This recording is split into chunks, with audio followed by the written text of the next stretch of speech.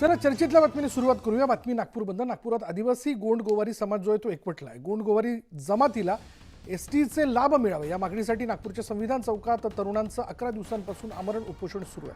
मात्र उपोषणाची दखल घेतली जात नसल्यानं उपोषणकर्ते हे आक्रमक झालेत।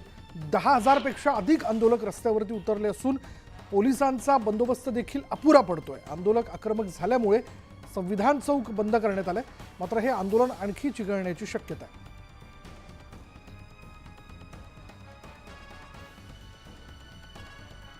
अधिक माहिती आपण जाणून घेणार आहोत। आमचे प्रतिनिधी उदय तिमांडे आता क्षणाला आपल्या बरोबर आहेत। उदय, आदिवासी गोंड गोवारी जमात आहे ही आणि आज त्यांचं आंदोलन होतंय, त्यांच्या प्रमुख मागण्या काय आहेत?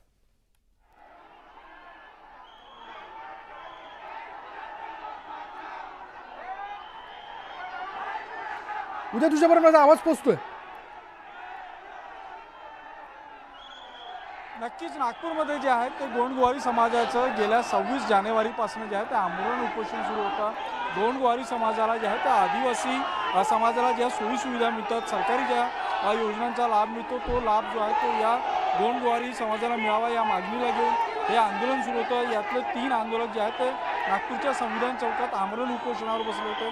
मात्र आता या आंदोलनाचा आज 11वा दिवस असताना देखील सरकारी आंदोलनाची कुठली दखल घेत नसल्यानं जे आहे ते आज हे आंदोलक आक्रमक झाले। नागपूर जिल्ह्यातून नाही तर विदर्भातून जवळपास 20,000च्या जवळपास हे कार्यकर्ते इथं नागपूरच्या या संविधान चौकात एकत्रित झालेला आहे। जिकडे नजर जाईल तिकडे ही आपण पाहू शकतो आंदोलकांची आणि कार्यकर्त्यांची इथं गर्दी झालेली आहे। आंदोलकांनी आता आक्रमक होत जो आहे तो हा RBI चौक जो आहे तो चौक पूर्णपणे बंद पाडलेला आहे। त्यामुळे शहरातली वाहतूक जी आहे ती विस्कळीत झालेली आहे आणि हे आंदोलक जे आहे ते आपल्या मागण्यांवर ठाम आहे। सरकारचा कुठलाही प्रतिनिधी आमच्यासोबत येऊन इथं चर्चा करत नाही आहे, सरकार आमच्या मागण्यांची दखल घेत नाही आहे।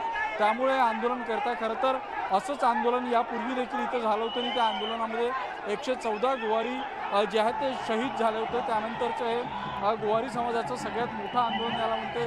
जवळजवळ 20,000 नागरिक इथं एकत्रित आहेत आणि आपल्या मागण्यांना घेऊन जे आहेत ते सगळे इथं आक्रमक झाले आपण पाहतो। मला सांगा तुमची मागणी काय, हे आंदोलन कशासाठी सुरू आहे?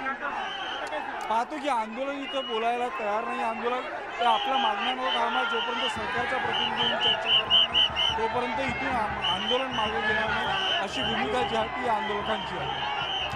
पुढे आंदोलकाशी आपण बोलू शकतो का?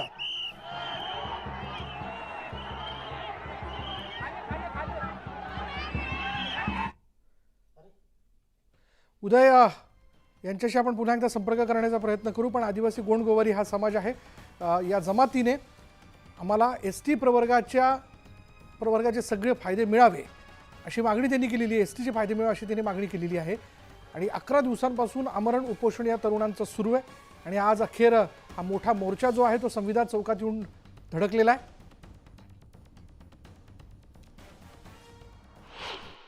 26 जानेवारीपर्यंत पासून आमरण उपोषणाला बसलेला आहे। मात्र शासनाने अजूनही अध्यादेश काढलेला नाही आहे। मी शासनाला आश्वस्त करतो की आपण दिलेला 1 जानेवारीचा जो अध्यादेश काढण्याचा शब्द आहे तो पाळावा।